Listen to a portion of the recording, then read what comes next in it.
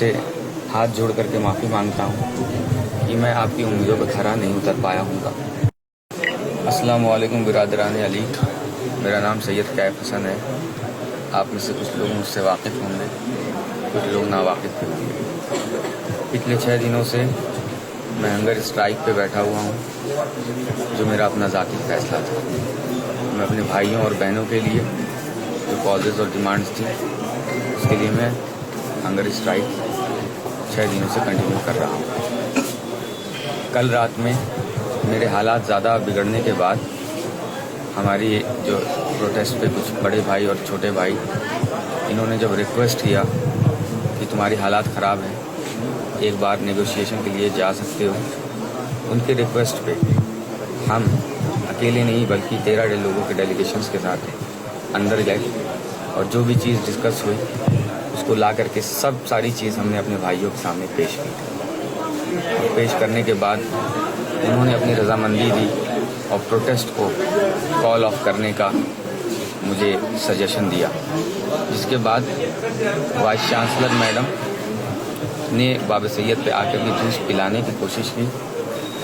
उनकी इज़्ज़त और एहतराम रखते हुए मैंने उसको अपने मुंह में तो रखा, लेकिन उसको कंज्यूम नहीं किया और मेरे हालात बिगड़ने के बाद मुझे जेएनएमसी में एडमिट कर दिया गया। मेरी किडनी पे असर हो गया और ब्लड रिपोर्ट्स जो है वो डायलिपिटेटेड कंडीशन को शो कर रही हैं, लेकिन मुझे इनके इंटेंशन पे ज़रा बराबर भी यकीन नहीं था और मैं नोटिस का इंतज़ार कर रहा था। नोटिस जो आती है वो बिल्कुल बेबुनियाद है और डिमांड्स और जो भी डिस्कशन हमारे अंदर हुए थे उसके ख़िलाफ़ है, इसकी मैं मज़म्मत करता हूँ और उसको आपके सामने नोटिस आने के बाद मेरे इस चमन के कुछ बड़े भाई, कुछ बड़ी बहनें, छोटे भाई और छोटी बहनें रंज में हैं और सेटिस्फाइड नहीं हैं।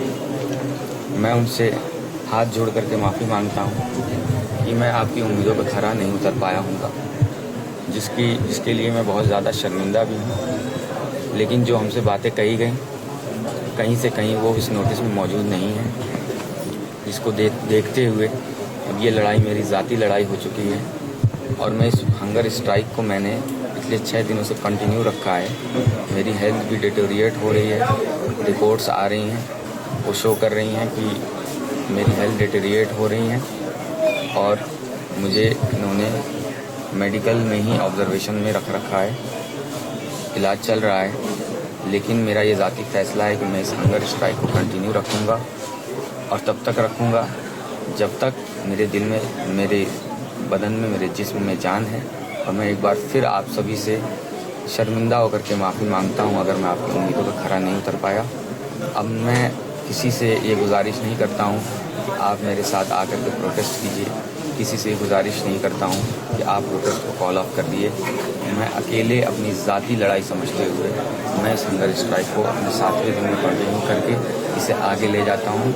और अगर मुझे कुछ भी होता है ड्यूरिंग दिस हंगर स्ट्राइक, जो मैंने पहले भी शो कर दिया है, इसकी सारी जिम्मेदारी हमारी रूहानी माँ मैडम वाइस चांसलर और जो भी जिम्मेदारान ऑफिसर्स हैं एडमिनिस्ट्रेशन, एम एडमिनिस्ट्रेशन के, वो होंगे और इस इंक्लूडिंग एकेडमिक काउंसिल के मेंबर्स होंगे जिन्होंने ये फ़ी हाइक का जो भी मुजस्मा है उसको पास किया है।